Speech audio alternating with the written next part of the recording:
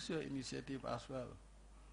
No matter how many times you consult too, you have to reflect upon the consultation before you act. Seek Allah's guidance in what before you take any decision. As I said, none is perfect, and don't also think that, oh, today you make a mistake, tomorrow you are going home. Yahya Jammeh doesn't operate that way. I think Gambians now know that. But before, I thought it was prevention is better than cure, and I always thought that I prevented things before trying to cure them. But I was accused of, oh, and so people think that, oh, if I'm in, let me just accumulate. Those who are here for money will say, oh, let me accumulate as much money as possible before I'm kicked out. I wish you all the best.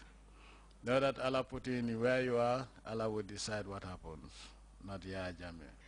For two officials with significant experience and knowledge of the judicial service, work to maintain standards at this vital cog in governance will be one crucial element in their service to the nation. For GRTS News, this is Babukar Senghor.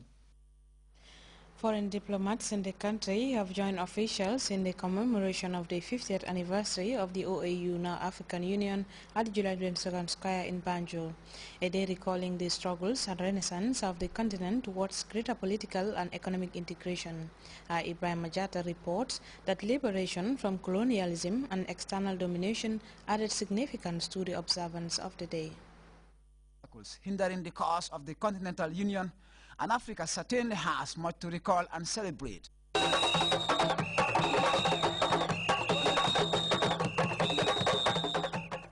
Joining nations around the continent to commemorate 50 years of existence, dawning with the founding of the OAU in 1963, celebrations of the African Union Day in the Gambia are set to take rise in form across the country, beginning in the capital city, Banjul, where diplomats and emissaries from different countries coupled with officials to honor the momentous occasion. We are here this morning to begin the celebrations commemorating the 50th anniversary of the Organization of African Unity and the African Union. Whilst nations wrestle with poverty and underdevelopment, this celebration essentially pays honor to the African struggle and resurgence, winning the battle against subjugation, Western imperialism and domination to reinstate the dignity of the continent. In a highly optimistic address, Mas Aksigai, the Fisheries and Water Resources Minister, who also doubles as the Minister overseeing foreign affairs, accentuated the coming of better days for Africa. In the climax of the event, officials lighted the flaming torch of unity, marking the 50th anniversary of the Continental Organization.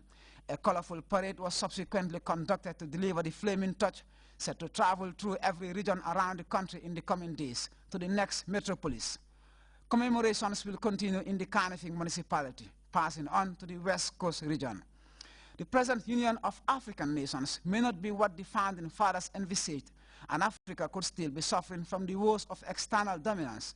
Yet putting such lofty ideals aside, the continent can certainly pride itself at being able to initiate and sustain a union unhurriedly but gradually moving towards a solid political and economic incorporation that would surely pave the way for total emancipation.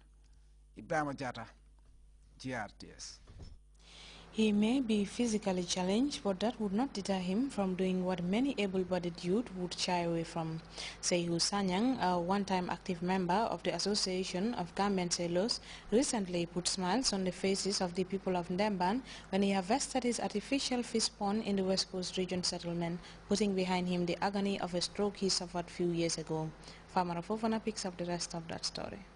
Started a few years ago as a small artificial pond, now serves as a center of attraction for many young people and women of Ndemban. Sehu Sanyang's fledgling aquaculture project is expanding gradually as he introduced 2 more fishing ponds to the existing one. His work bears testament to the saying, disability does not mean inability. The harvesting of these ponds was greeted with joy by the people of his community and many others who gathered to witness the development.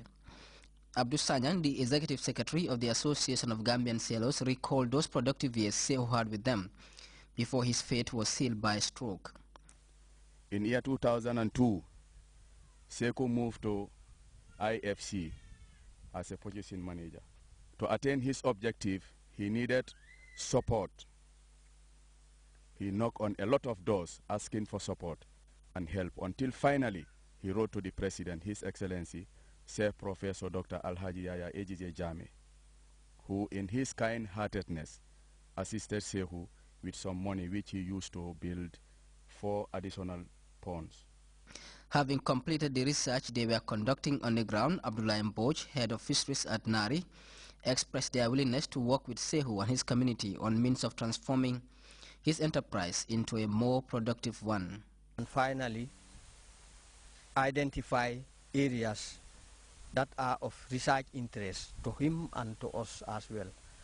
And also to be able to identify areas which could be as a collaborative research between us and the farmer and also our other stake collaborators like the fisheries department. One man who was impressed with the turnout of the young people was Mfamara Damfa, director of fisheries, who also commended Sehu Sanyang and urged others to follow in his footsteps. The FAO country representative Dr. Baba Gana Ahmadu also weighed in on the development and promised to lend his support to the initiative. Aquaculture, it's becoming an emerging entrepreneurship in this country. Several areas have started developing their own ponds, and the Sapo example, it's cited by the director. It's very spectacular, and many people have benefited from it. And I'm sure this community will also benefit from aquaculture farming. And we look forward to working with you in developing your aquaculture. As the people of Ndemban revel in a development conceived and hatched by one of their own, they remain confident that the aquaculture project will receive the support of many institutions for the good of the larger community. For the pioneer himself, one can only hope that his story will be an inspiration to many young people, for it epitomizes the never-say-die attitude needed for the progress of any society. Famara Fofana, GRTS. The National Disaster Management Agency recently donated food items to the Ministry of Basic and Secondary Education in support of the ministry's school feeding program. Abdullah Baji was at the handing over ceremony, and he now tells us more. Programs are vital to the promotion of early childhood education at all levels. They provide both educational and nutritional benefits to children, especially the vulnerable, thereby increasing enrollment rates and food security at the household level. This is crucial to the promotion of the MDGs in eradicating hunger and extreme poverty, as well as promote basic education.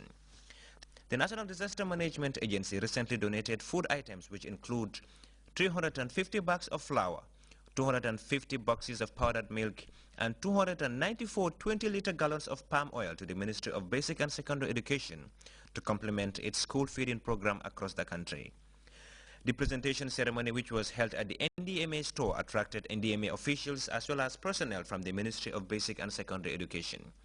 A good portion of the foodstuffs to be donated is as a result of support from the Nigeria Emergency Management Agency to NDMA in their quest to respond with food aid when disaster strikes.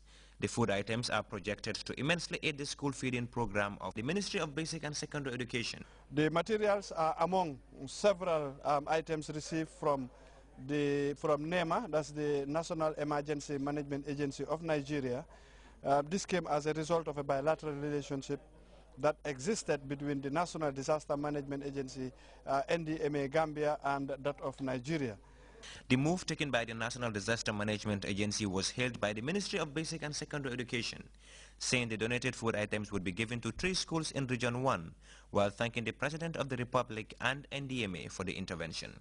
A transport, actually, to transport the items to these schools that are in Region 1, namely the Methodist School for Learning Difficulties, St. John's School for the Deaf, and Gove. The initiative is said to be as a result of a recommendation from His Excellency the President to donate the items to the ministry by virtue of the impact it will have in complementing the school feeding program. I'm pleased today that these 294 20-liter gallons of palm oil have been formally handed to them, together with 350 bags of flour and 200